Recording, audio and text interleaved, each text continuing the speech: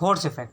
What is Bohr's effect? The oxygen and carbon dioxide transport the closely associated because increase in concentration of CO2.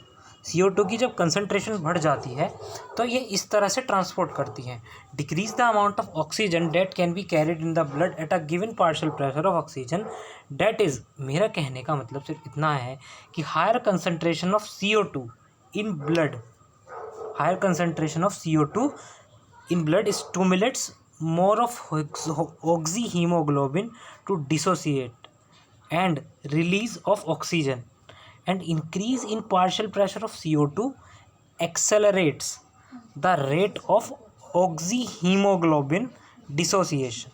Okay, this fact is shown in this graph.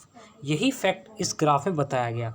Level बढ़ेगा pH of blood, this affect the ability of haemoglobin, है ना. Lower pH haemoglobin को release करता है oxygen में, और pH जिस तरह से होल्ड ऑन है मोर ऑक्सीजन. देखो ये है graph, percent of unsaturated oxygen hemoglobin and partial pressure of oxygen.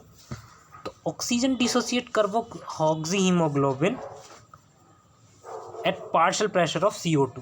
This represents the increase in partial pressure of CO2 shifts the O2 dissociation curve towards right, indicating that concentration of percentage of hemoglobin in blood decreases.